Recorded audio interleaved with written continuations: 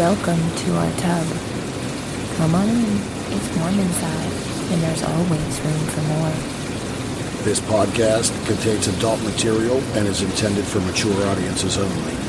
If you're under 18, grab your rubber ducky and find another tub. This one's not for you.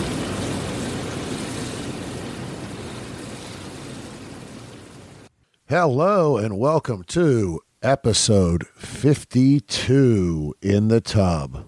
I'm Mr. Berg. And I'm Mrs. Berg.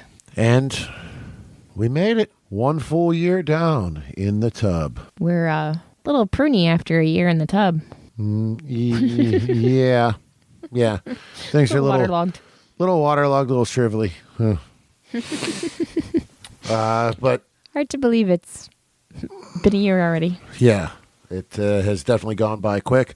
I want to thank all the supporters throughout the year, all of our guests, all of the PR agents, content creators, friends throughout the industry, personal friends that have just helped us through this journey. And encouraged us through this journey. Yes, definitely helps.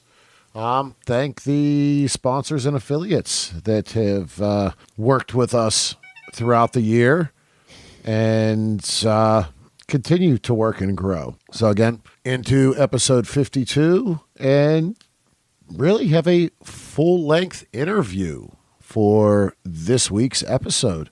And we do mean full. Yes. So I want to thank Erica Icon at the Rub PR. The interview that we did with the beautiful Avery Jane, we had the chance to meet her back at one of the Exoticas, and she did a short form dip your toes in the tub interview with us. Talked to her on a few occasions throughout the few weekends we saw her, and really wanted to get her to sit down for a full-length interview. Thought it'd be really fun, and we'll just say this was a great interview. Yes, definitely. Extremely hardworking woman. A lot of different things on her plate. A lot of different things in the works. A lot of different things in her past, too. A lot of different talents, a lot of different things that she enjoys doing or has done. So sit back, relax, and enjoy this week's episode and our 1 year anniversary episode.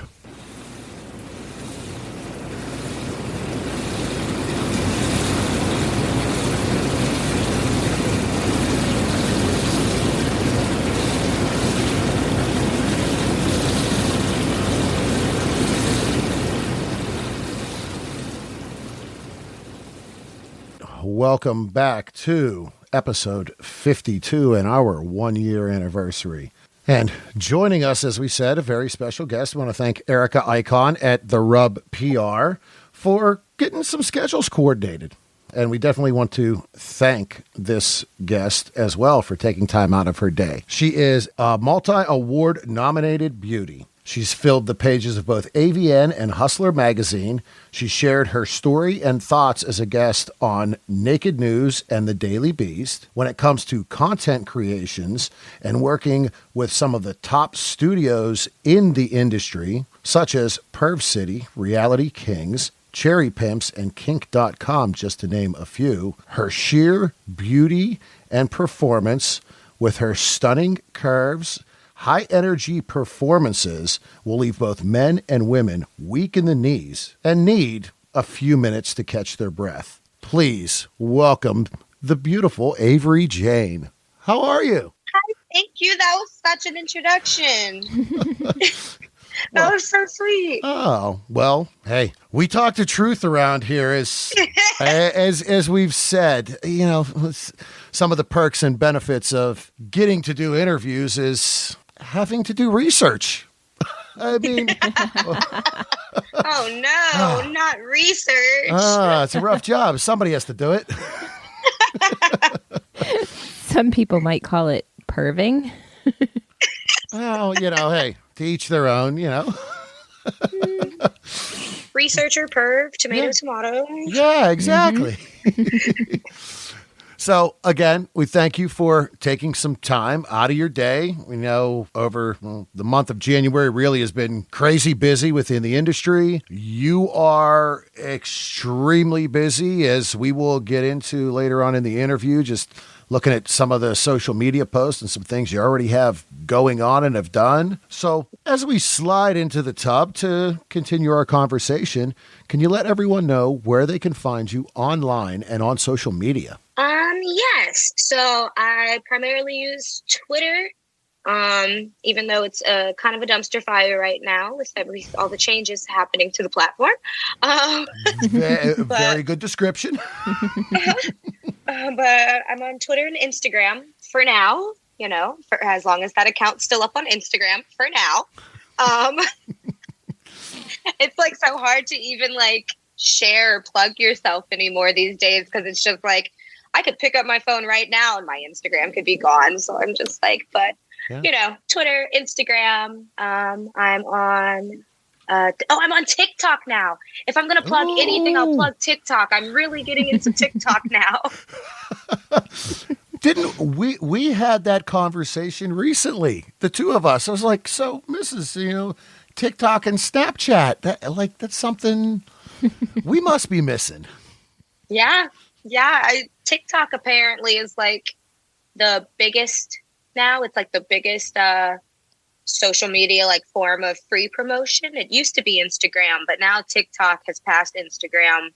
And it also is like the largest conversion to OnlyFans subscribers somehow. There's a lot of people on TikTok. They kind of understand the system. There's certain things you put in their profile and they know how to find you. And apparently, that's the biggest conversion is if you do well on TikTok and have a good day on TikTok, you'll have a really good day on OnlyFans. Interesting. Yeah. Huh. So, learned something already. Look at that. All right. Maybe the TikTok it is. Yeah, you guys should join TikTok. Mine is Avery Jane Official. So follow me. Start TikToking. There you go. All right. We'll put that to the list. We'll check that one out. So, cool. Great. And as we said, this has been a busy beginning of the year for sure within the industry. Multi-award nominated. Had quite a big list of nominations in AVN. So congratulations on that. Thank you. It's nice to say a win, but nominations are so huge as well. Honestly, for me, the nomination is the biggest honor, because the wins, I'm like, there's questions to how AVN awards are handed out and decided. So, I've decided to be an optimistic realist and just kind of understand that the nomination is a huge honor, and that's all that really matters. I kind of agree with you there. There's one. When you get to nominations, there's a handful of people in those categories, and, well, you got to be put there by the fans, especially in the fan voting side. Exactly. And to me, the fan voting was the coolest part of it all, because I was like, okay, the other AV, like the actual AV nominations were awesome, but to know that, like, I got fan nominations because I actively, like, promoted and pushed myself, and my fans, like, really ride with me, and they were like, hell yeah, like, we support you. And, pretty much almost everything I like submitted for the fan voting got nominated. So I was like, it was pretty cool to see that my fans go hard for me. Good. And it was kind of crazy for us too. Well, and yeah, that's, as you said, that feeling. I mean, we had that as well. We didn't expect to be nominated in the podcast category. Were you all nominated? Yeah. Congratulations. Crazy. Yeah, thank you. Yeah. Is this y'all's first year? This is our 1 year anniversary episode. Right. First year. Okay. It's been 1 year. So technically you got nominated before you even reached a full year. Yeah. Mm-hmm. And again, we didn't believe that. That was a funny story from our end. I got a text message from Dick Dangle one night. I was at the restaurant doing some work, and he was like, check it out. I went, you're lying. So But yeah, Did y'all celebrate? Did y'all throw like a celebration party? We may have hopped in a tub and had a couple cocktails, and hey. Yeah. Now that you say that, okay, forgive me. I smoke a lot of weed, and I have the memory of like a carrot. But I did vote for you guys when I did remember to vote. Because I know we got five votes per category. Yeah, it's all coming back to me now. I'm like, avian was a fucking whirlwind, so now I'm like, oh, that's right. I have a memory. It was. Yeah, I was definitely voting for you and Dick and a couple of my buddies. I was like, damn, like got some homies nominated. So yeah, I do remember that now. Yeah, it was a good thing. So let's kind of get back to you a little bit. So you've been in the industry now how long? Now I've like officially made it to like 3 years. Okay. And you started more in the cam world, correct? More the content creation world. Okay. Yeah, I was very lazy when it came to camming, so I didn't actually cam that much. I was not very consistent. But no, I mostly started out as a content creator. So I was producing my own content with, other content creators and just kind of starting my own platforms and websites and just popping up content every week. And yeah, it started out as just like I was desperate for money and, I had a full-time job, but that still wasn't enough. And, I was kind of dipping in and out of other gigs and it just kind of wasn't doing it for me. So then I started making content. And now 3 years later, I somehow like accidentally have a career out of it. Well, a happy accident. I know, right? It's pretty cool.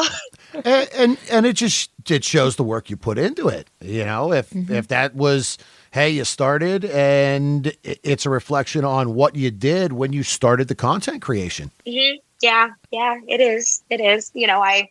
I kind of had to accept that along the way where I was like, oh, I guess I'm like actually like really good at this. And I guess people like really like watching me and like I have fans now. And then like, my like fan base online started to grow rather quickly. I thought before I even started shooting for companies, like it started going up. And so I was like, well, I guess it's me, I guess it's me. Like I must be doing something, right?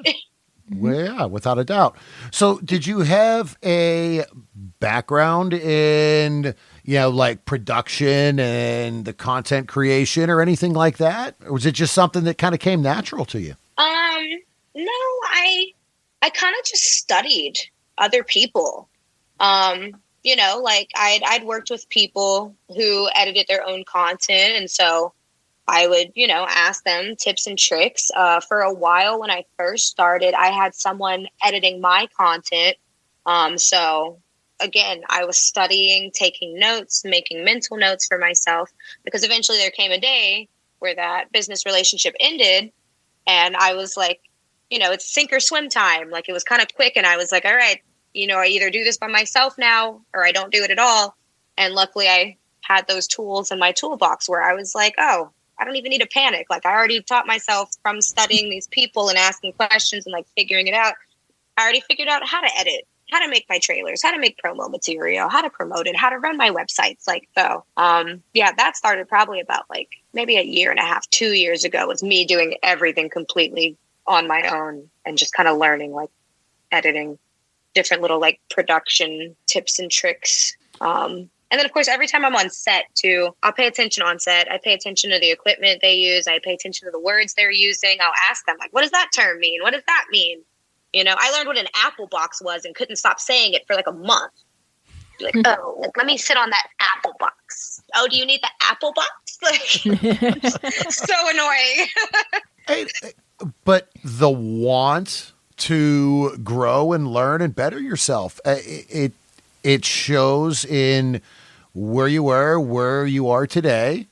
You're continuing to grow.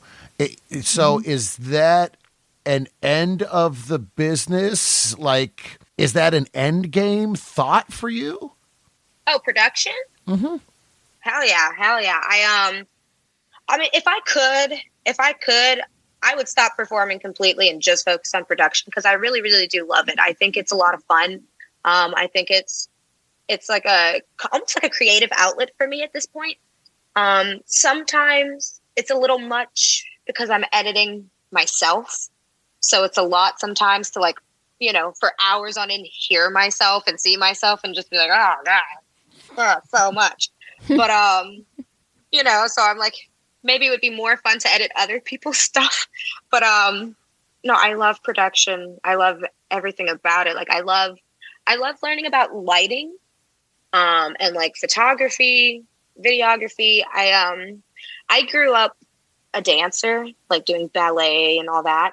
So I also grew up with like, so I guess with that, I grew up with like audience awareness and camera awareness too. Mm-hmm. So I'm also like, I don't know, all of it, performing, production, just like I'm interested in, this is like pretty much my only like physical art medium that I'm good at. You know, like I can't draw, I can't really like make music, but I can like produce porn. It's pretty cool. Yeah. Well, it's that niche, and it all falls, as you said, you grew up in dance and theater and ballet. That's all production. That's all lighting. That's all sound. And Exactly. yeah, so you found your avenue for that production. Mm-hmm. Nice. Yeah. Eventually, I'd like to have my own production company because, you know, right now I already produce my own content technically. Eventually, I want to like actually learn camera work. I want to be behind the camera. I want to improve on my editing skills.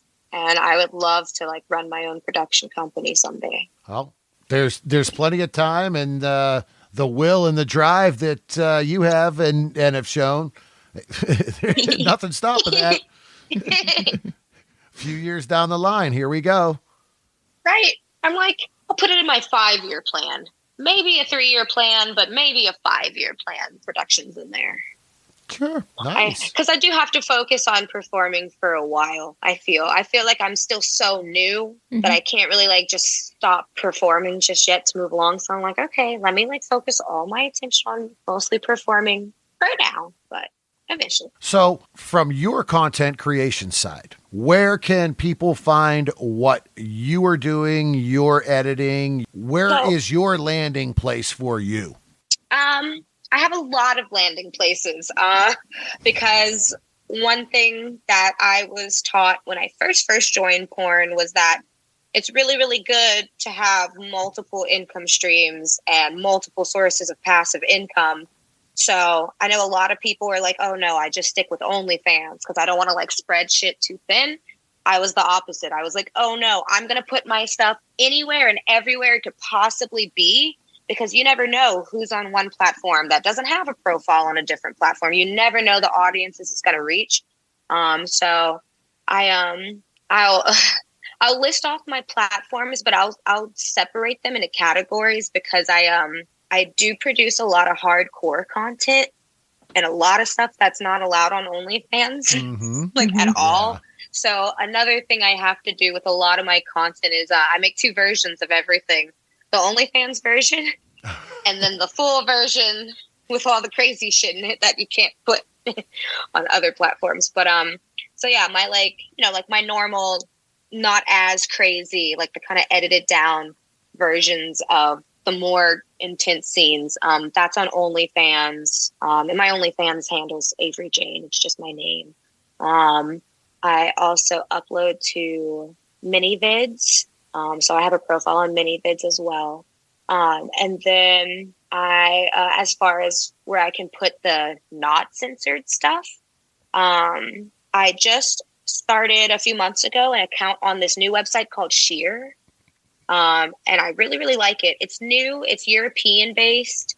And it's a safe space for all your like crazy kinks and hardcore content. That's a new one to me. I have not heard of that. Oh, but those Europeans are a lot freer. Sure. Yeah. Exactly. They're a little bit more open about like sexuality, and the porn's a little bit more risque. Intense. Yeah. Intense. Yes. Yes. Yeah. So yeah, I started using Sheer. Same thing. My handle's Avery Jane. Sheer's actually connected to X Videos. Okay. That's it. It's like somehow connected to the X Videos network. But yeah, I post to Sheer. I have my own website, allaveaveryjane.com. And I just started a Loyal Fans. I have an account on AP Clips. I'm trying to think. Oh, and I also have a Pornhub and X videos. I haven't really touched those in a while. I'm so used to my like for sale content sites that I haven't quite put as much focus and attention on tube sites, especially since Pornhub got demonetized. I've just kind of been like, you know what? Yeah, so I've kind of chilled out with Pornhub and X videos, even though those two are like the two big ones that I really, really need to kind of start focusing on. So this year, that's a goal this year, is to revamp my Pornhub, revamp my X videos, and get those going. Yeah. And you're right. The Pornhub has really, it's kind of kicked back. It's slowed down since all the credit card processing issues, all of that. Now you're working on just ad revenue that's pennies. It's nothing. It's nothing. A lot of us lost a very large source of income from that. Yeah. Well, and I mean, at that point, it's not worth the time and effort that you put into it. To make some ad revenue. To maintain it. I mean, although a lot of the companies, they pay attention to Pornhub. They pay attention to Pornhub rankings. Sure. I've had companies tell me, oh, I'm sorry, we can't book you unless you're in like the top 200 ranking or things like that. And I'm like, okay, so I have to focus on Pornhub as a marketing place and hope that I make a little bit of money from the ad revenue and hope that a lot of these people will then filter to my paid sites and actually spend money on the good stuff. And then also hope that like whatever producers and directors and companies are looking at that also like take notice and that you're doing well enough for them, even though you're not really making money off of it. Yeah, and the likes and all of that on Pornhub still is such a big driving force behind the industry. It really is. Yeah. I mean, like Pornhub, they create initiatives by sending out like their cute little like gift boxes and stuff like that once you reach a certain amount of subscribers, certain amount of views. So it incentivizes and it's fun, but it's also like, damn, I wish I could also just sell my content on it. Yeah. I want to make money. It's great for amateur, and it's funny because our Pornhub profile, I've looked at and I'm like, yeah, it's gone up, maybe like $3 in the last like 30 days. Like ad revenue, killing it. My God. It's also been kind of stagnant as far as material. I don't think we've put anything new of ours on Pornhub in, probably 2 years. It's just what it does. I'm like, okay, yeah, maybe we'll play around with that eventually. Yeah. So when you say you're more hardcore stuff, is that BDSM fetish type things? Like what encompasses your, as you say, the more hardcore stuff that you're into and producing? I mean, I guess you could consider, I feel like technically you could almost consider like anything BDSM if you're doing it, with that intent. So I'm like, I guess you could consider a lot of like the stuff I shoot. No, you know what? I was gonna say it's more kink than BDSM because I don't really do as much bondage stuff anymore. I used to do a lot of like rope bondage stuff. But now it's more so just like, like I do like hardcore anal, which includes like gaping and prolapsing and fisting and footing and putting food in there. And, yesterday I was looking at a baseball bat like, I bet it could fit. Like, hey, there's a market, and hey, there's a big market for it. People love anal. Anal sells. And then I do a lot of wet scenes or water sport scenes. Okay. So I do a lot of that, which a lot of platforms don't really allow too much. Yep. Again, that's more of a European thing. That's like a pun. European. Sorry. Oh, that was good. That's staying in. I said it and was like, "Oh, I just said pee." The funny thing is, I almost went like literally European. But I do that, and what else? I do like puke content when I can. Okay. Not a lot of videographers want to record that. Okay. I mean, same with the piss. That's more so for like my like random little like hookup contents where I'm with someone that's like just as weird as me. But when I'm trying to produce like the nicer stuff, it's really, really hard to find people that can stomach that. Yeah. But occasionally I'll do like puke content as well. And I think about it as far as the like hardcore stuff. I'm trying to think. I think that's about it. So I have to ask, you mentioned rope and you had done that in the past. So was that something that you discovered in the industry prior to the industry? Like, where did that come in for you? Okay, so you guys are gonna love this. I at around like age 20, I entered the BDSM scene and the poly lifestyle, and I don't really necessarily consider myself like a swinger or a part of the lifestyle, but I'm like sometimes occasionally active in the lifestyle. Like, I'll go to swinger events, I'll go to swinger parties, not necessarily because I'm a swinger, but more so because it's a great place to, everyone's there to fuck. So it's a great place to like get impromptu gangbangs going. It's a very open-minded, safe space environment. Exactly. Yeah. I feel like it's pretty much open for any type of like sexual exploration. If you want to watch, if you want to participate, if you want to partner swap, if you want to gangbang, if you want to orgy. So, I've been doing that. I'm like about to turn 29 in about a month. So I've been doing that for, I guess, like 9 years now. Okay. But yeah, so I was big into the BDSM scene here in LA. I was like a pro sub for a while. I did performances. So a lot of rope, a lot of impact play, fire play, electro play. Like, I was super into it. I love rope. Rope's still to this day like one of my favorites. So a few episodes back, there is someone here in Pittsburgh that works and kind of runs the dungeon at one of the lifestyle clubs. He is very big into rope, and he's worked with kink.com as well. He knows some people there. We actually did an interview, and she had her first ever rope session. Oh my God. It was kind of, she's like, well, yeah, I'll give it a try, but I don't want suspension. I don't want, just like, let's tie. So we got there, and he said, what? Yeah. He's like, so what do we want to do? Do we want to tie? Do we want suspension? And I was like, well, tie. And she goes, yeah, I want suspended too. I went, what? Huh? Well, so at first, I have a lot of issues with motion, like especially like spinning makes me sick. Okay. So I was worried about how much movement once I was suspended. And then I just said, you know what, screw it. I don't know until I try it. So right.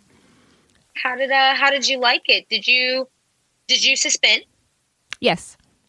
And did you swing around a lot, or did you have a very like calm, still suspension? It was a very calm, still, because I had voiced to him my concerns about the how the motion affects me. So he did kind of make sure it was more of a calm, still suspension for the experience. Yeah. How was it? How was your first experience? What was your comment? It made me wet. It does do that. Yeah, but she's like, okay, let's do it again. I'm set. So, and again, we're just getting into that.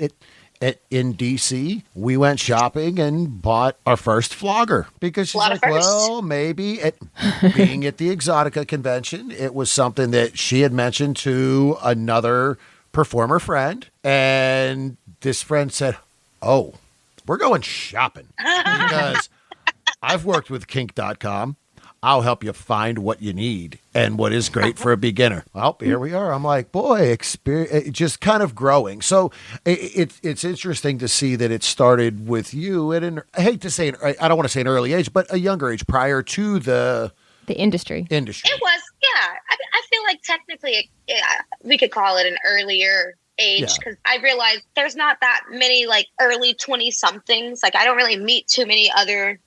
At least when I was like 20 and 21, I didn't really meet too many other 20 and 21-year-olds at the swinger parties. I didn't really meet too many at the BDSM club. I was always the youngest person, and everyone else was at least in their 30s and up, you know, maybe a couple like 28, 29 and up. But I was always like the youngest person at every function. So that's when I kind of was like, oh, like I am like that crazy young, like adventurous girl, you know, I'm somehow found my way into this, and you know, that was it. It was fun though. Obviously that was the start, and then here you are today. Mm-hmm. So as you're doing your content creation, you're doing your editing, you're working for these studios, how do you find time to relax and for yourself?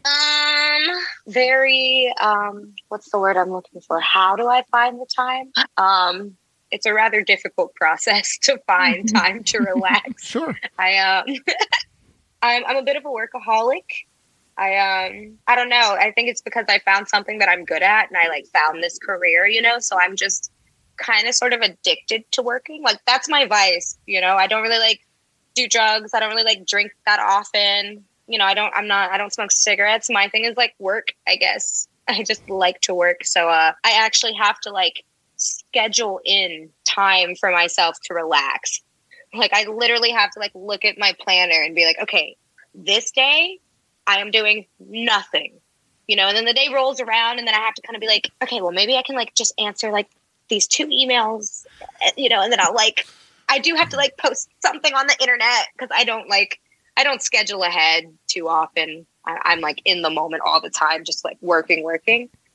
So yeah, I just have to actively schedule time. And then my friends have to like make me not work. Like they have to be like, hey, when was the last time you like left your house? You know, do you want to get dinner, like, get a drink, go bowling maybe? And so they try to like make sure I have a normal life. And that's become, I don't want to say a struggle, but really it's almost kind of a struggle for in the world we're in right now, is how to get that time for yourself. Oh yeah, because right now we're like in the day and age of the content creator, and it kind of seems like to be the most successful content creator, you kind of have to be making content all the time. You kind of have to turn almost every moment of your life into usable content.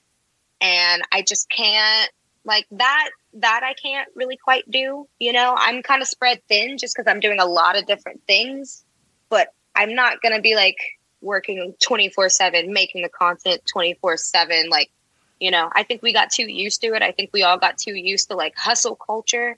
But again, we kind of have to because capitalism, like the world's fucking ending. I was going to say, I mean, every time you turn around, I mean, holy shit, eggs are $8 a dozen. Right. I don't even know what's happening. I don't understand it. Like, you know, homeless populations are increasing, and like now it's like places are making it illegal basically to be homeless. And it's like, well, you can't really just decide one day like, oh, I'm breaking the law because I don't have a home. Let me stop doing that, you know?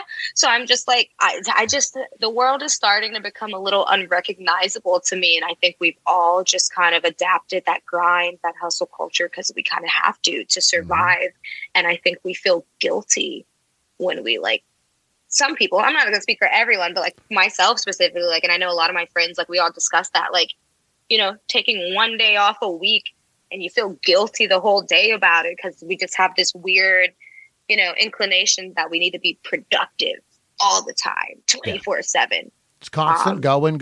You're without a doubt. I mean, we go through that. I still have 2 jobs. I have a full-time career, and then I go and run a restaurant at night. Jesus. But it's like, okay, it's here we are. This is what we do. It's what we do. Yeah. I would hope for, you know, a culture and economy where we can ease up a bit and we don't have to do this anymore. Like, I think it would be great if everyone could survive off of, you know, one income, one job. The way it was 50 years ago. I mean, when my parents, you know, when I was younger, yeah, you could. It was a 1-income household.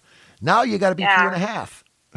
Right. 2.5 incomes. Like you have to have at least like 10 roommates. Like you have to be at least like 3 shady side hustles. Like, yeah. And again, looking at the West Coast, it's totally different. We're here on the East Coast. I mean, costs are a lot different. Cost of living is a lot lower. I look at some of the stuff out on the West Coast and I'm like, what? Huh? Oh, it's ridiculous. Yeah. It's ridiculous. If I told you my rent, you'd have a heart attack. Like it's ridiculous. When I pay rent, like, oh, it's the first of the month. Like what, tomorrow I'm going to have a heart attack. Yeah.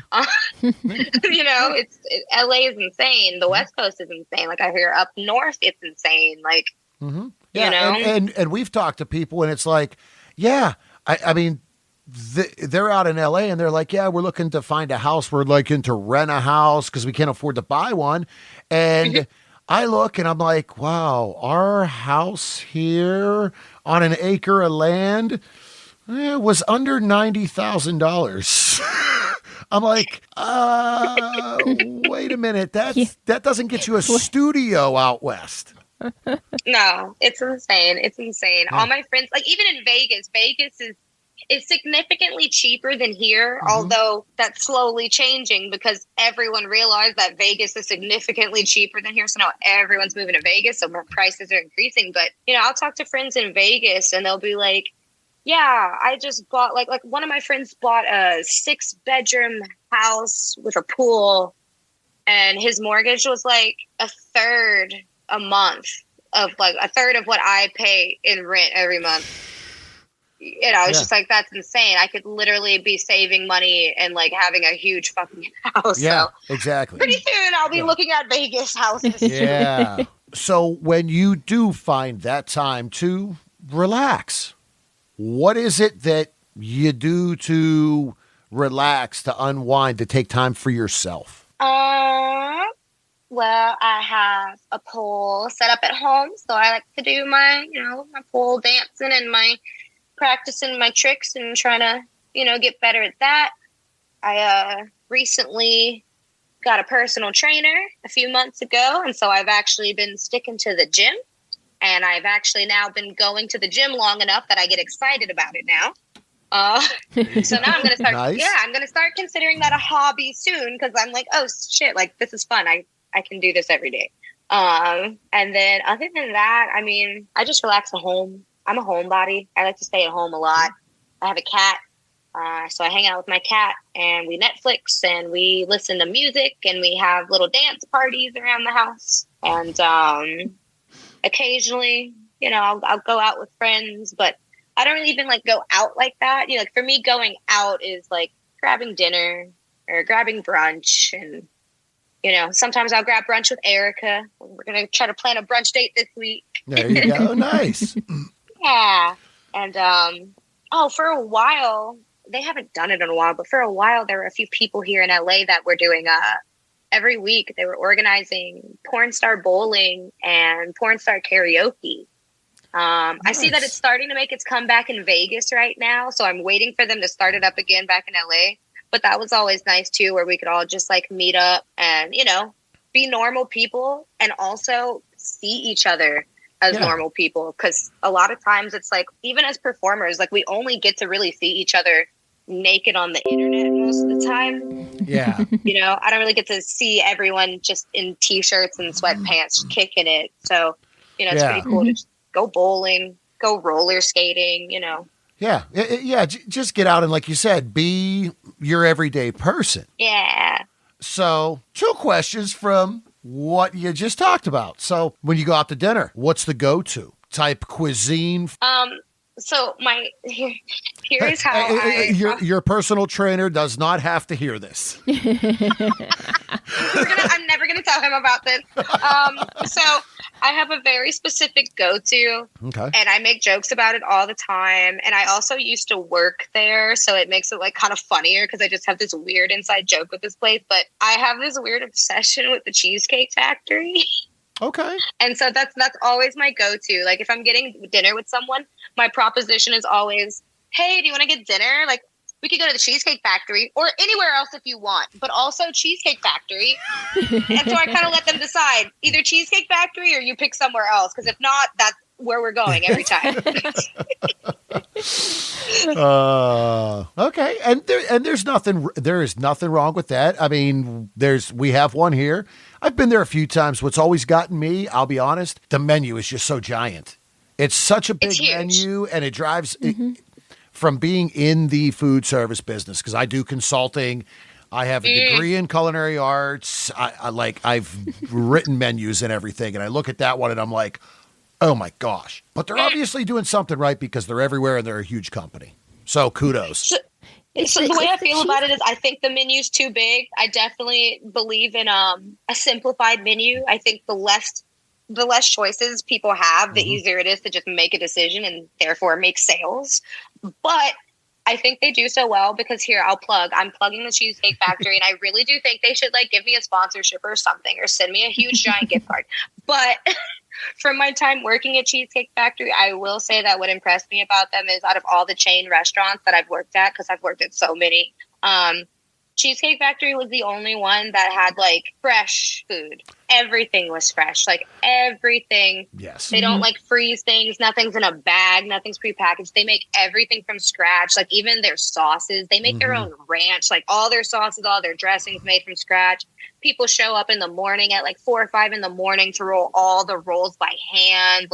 Everything's fresh, which is even more impressive when you see that it's a 30-page menu with so many different items and different ingredients. So I'm actually genuinely impressed by how large scale Cheesecake Factory is and how they're capable of doing that and being so successful with a 30-page menu. Yeah. And there's a lot to be said about that, fresh when it comes to a restaurant. So, but when the menu's that big, people tend to not try new stuff. They just stick have your go-to. Their go-to. Yeah. Oh yeah, because they get scared. Yeah. So then the other question is, so you said you have a pole at the house, so you're doing pole tricks and pole work. Have you ever thought about the feature dance circuit and traveling? I have. I actually really, really want to. I would love that because, of course, I was a stripper at one point. Before porn, I was stripping. I've done so many things. I was working retail and stripping at the same time, and working in restaurants and stripping after my restaurant shift. But honestly, out of all the different forms of sex work and different sex scenes I've been in, stripping probably is my favorite. Nice. Probably my favorite. Yeah, I think porn's probably a close second to stripping. I love stripping. I loved everything about being a stripper. I won't say everything. There's nuances and intricacies too, but I love stripping. I love dancing. Again, I got to apply, those 20 years of ballet. Now I'm haha, look at me. I can point my toes on the pole, so it came in handy.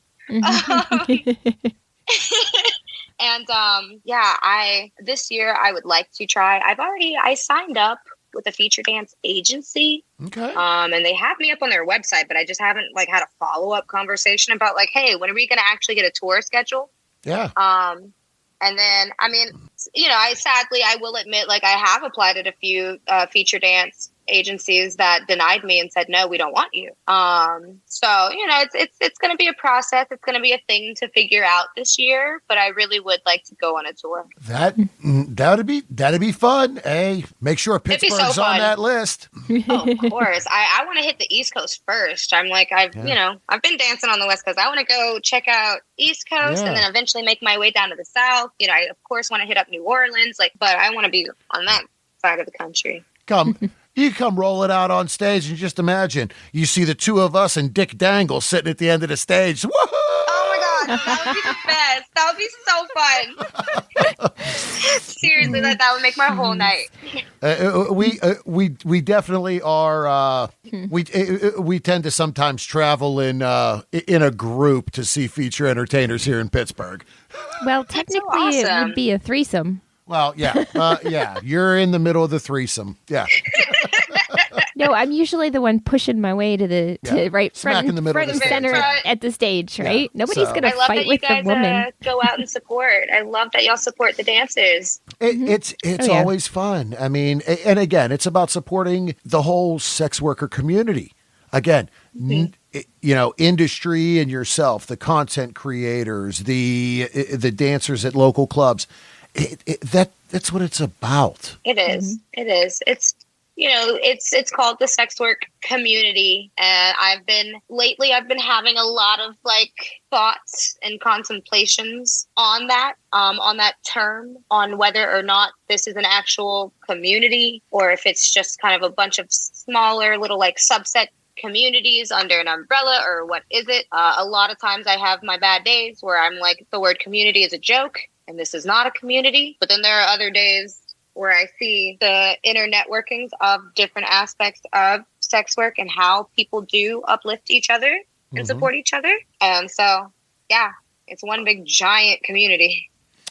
Yeah, as some other people have said, yes, there's always dysfunction in a community and a family. But at the end of the day, yes, you're always going to have some bad influences out there and some bad apples. Yeah, exactly. Some bad apples. But at the end of the day, I mean, it really is. This is a very tight-knit, supportive group of people. Oh, yeah. No matter on what level, because again, we've gotten so much support since we started this journey a year ago.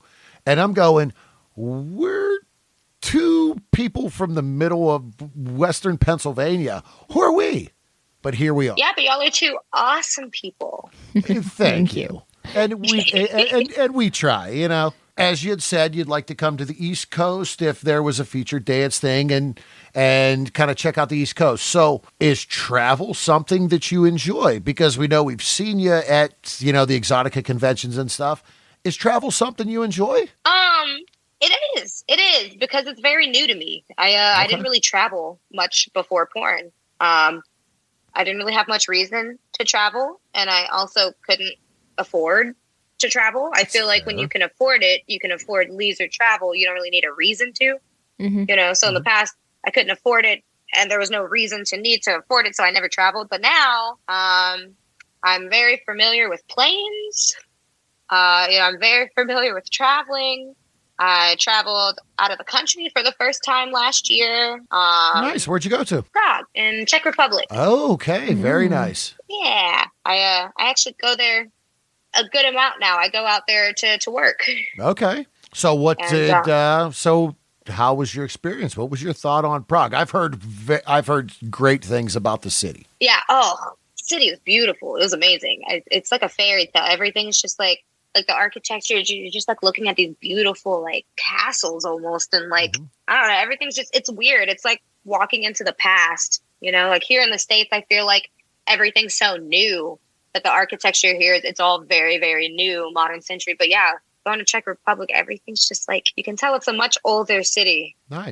But yeah, it's beautiful. And I love working there. I love it there. I'm trying to go back again soon, like in the next few weeks, and I'm trying to like go out there for a while. I think I eventually, probably at some point, depending on how the first few months of this year goes, I'm trying to decide on, do I want to set up a feature dance tour for the second half of the year, or do I want to spend the second half of my year in Europe? So, trying to figure all that out, but I really love it there. So spending that time in Europe, it would be just content creation and filming? Content creation and yes, filming for companies. All right. Yeah. Because there's quite a bit of studios. There's a lot of studios out in Prague. And of course, once you're there, it's easy to like get to other countries, because they're all so close to each other. So I know they also film out in Budapest. They film in the UK.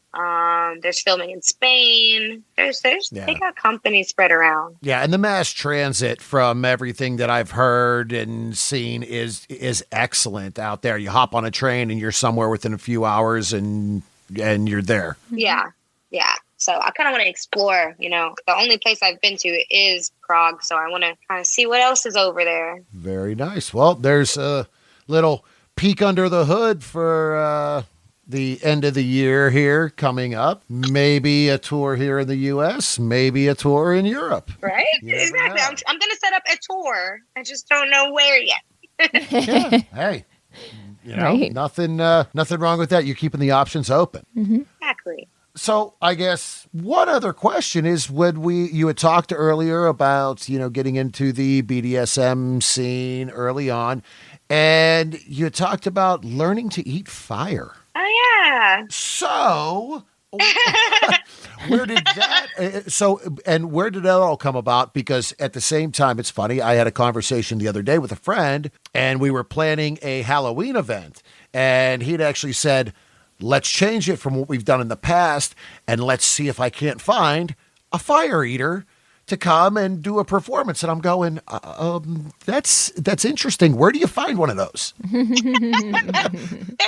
around. Yeah. Or how do you get into it? I won't say we, because I don't feel like an official fire eater. Yeah. Like, I've never done a performance. I mostly just kind of like take classes and fuck around. But this year that's another goal of mine. And that's another thing I want to do for fun. For fun, kind of work, but more for fun. To me, performance is fun. So sure. I really want to get good at fire eating so I can do more, like I can do fire performances. And I want to expand and do like fire spinning and all kinds of fire stuff. But I have this fascination with the circus. I just really, really like circus related things. So like I love clowns. And which most people hate. Exactly.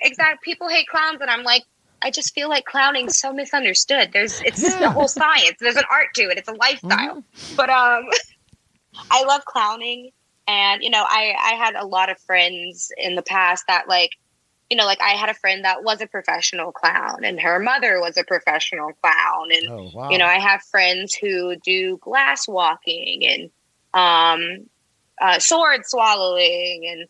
So, of course, one of my friends was a professional fire eater for years. And so, I started taking lessons with him, and I just started up lessons again with another buddy of mine. But yeah, I don't know. It looks badass. It looks super cool. So I was like, yeah, I want to do that. It's something that puts people on the edge of their seat. Like you said, when you fire eating, sword swallowing, you're like, am I going to see something that's not going to be good? I mean, because there is inherent risks, and exactly. That's what people think about. They go to the inherent risk standpoint of it.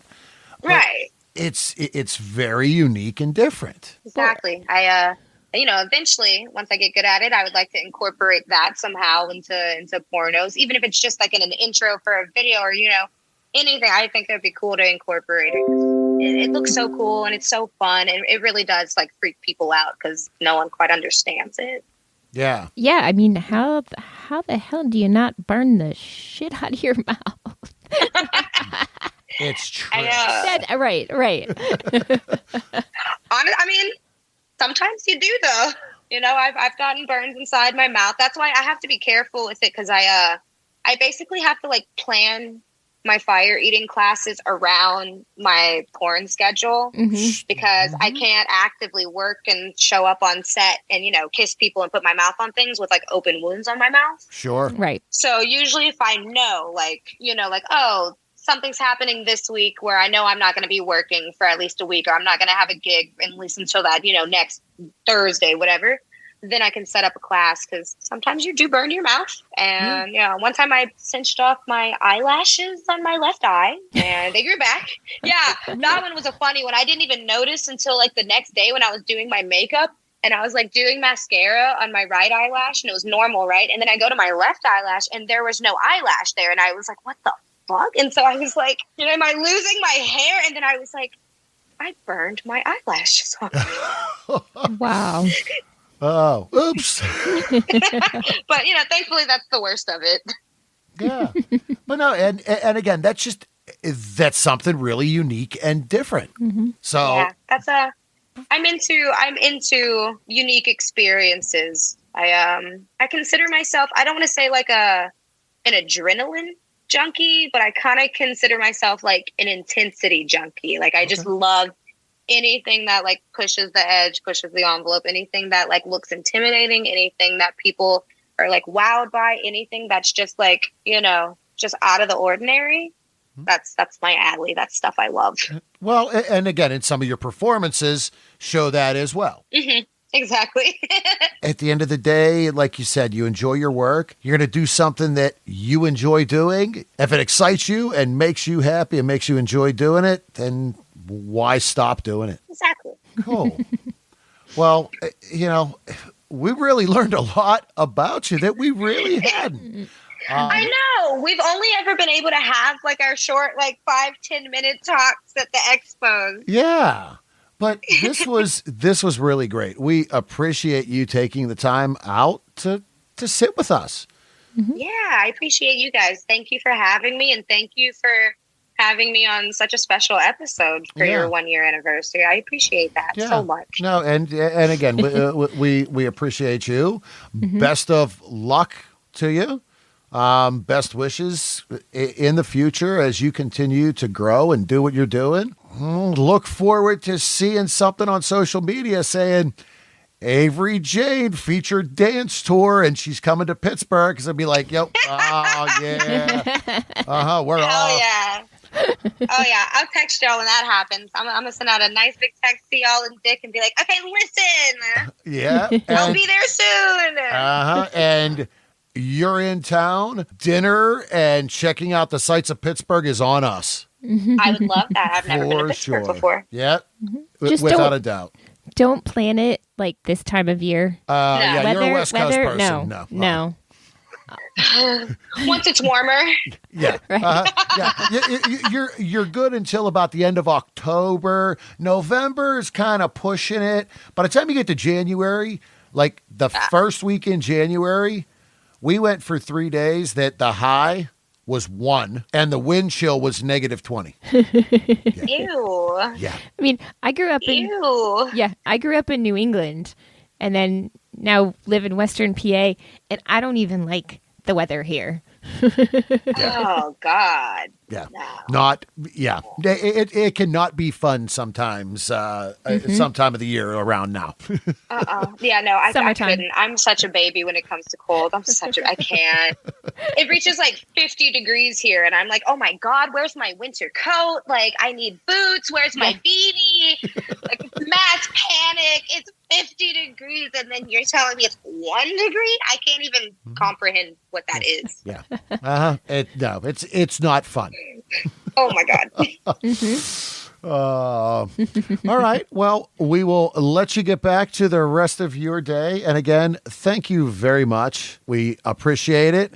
And everybody out there, make sure to check out the links that talked about at the beginning. One more time, you want to let everybody know where they can find you on social media and refresh them. Yes. So my name is Avery Jane. You can find me on Instagram, Avery Jane Official. You can find me on Twitter, Avery Jane XO. And you can find me on TikTok, Avery Jane Official. And then from there, you will probably be able to find all of my spicy content. There you go. Remember the name. Spicy. Yes. Remember the name. Yeah. So, all right. Thank you very much. Have a good rest of your day. Thank y'all. You too. Thanks.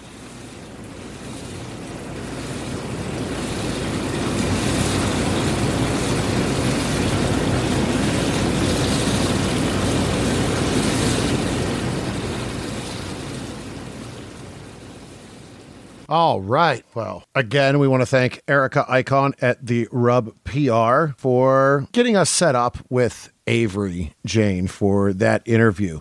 Thank you, Avery, as well. As we said before we started the interview, we had the opportunity to meet her at a few Exoticas, and it was always fun talking with her. Mm-hmm. This full-length interview was no different at all. Not at all. So, again, we want to thank you guys for listening. Be sure to give Avery a follow, check out her work and what she is doing, and keep an eye out for new things on the horizon for her as she continues to grow and do what she does. Mm-hmm. Before we go, just want to remind everyone to follow us on our social media links. Berg Couple for Fun on Twitter, Instagram, The Bergs on Facebook, Berg Couple for Fun on Reddit. You can contact us at thebergs@inourtub.com. On our website, inourtub.com, you can sign up for our monthly newsletter that, yes, we are working to get up and going. It's still in the works. Yes, it's just about completed template and everything. I've been saying this for a year now, And, well, it's a 1-year anniversary, so here we go. Yeah, it will get out there soon. As well, follow up from our previous episode 51, and our conversations with World Exotic Travel. There's now an active link on our website where you are able to get on, do some browsing and searching for lifestyle and clothing optional trips, whether it be land or sea or whatever floats your boat. Yeah. And you'll as well be able to book directly from our site with the people at Wet Travel. So be sure to check that out. A lot of pretty exciting group travel trips coming up. Once our schedule calms down here, really midsummer, well, any trips that we're going to be booked and going on through them will be listed on that site as well. So not to say that maybe there's an in the tub trip coming up. It's no time in the near future. However, you never know. Get a hosted group trip together somewhere in the future. So again, we want to thank everybody for listening, for subscribing. Wherever you're subscribing, please get on, leave a review. Let us know what you're thinking there. You can listen on Apple, iHeart, Stitcher, Spotify, Pandora, and as well off of the website inourtub.com, straight from your mobile device now. With that, I'll stop rambling. We're going to wrap it up. Is that everything? Oh, my gosh. Yeah. I got to have like a full-out checklist as we wrap it up. It seems like we just keep getting more and more. Growth is a good thing, but keeps me winded. So, again, thank you for tuning in. I was supposed to do that. Well, yeah, that's... That was prior to the recording. Yeah. So, again, with that, be sure to take care of yourself. Take care of each other. Yep. Whether it's a little spanks or flogging or cuddling or just having a conversation. Remember to pay for your porn. Wrap it before you tap it. Lick it before you stick it. And until next time, we'll keep the lights on and the tub warm for you.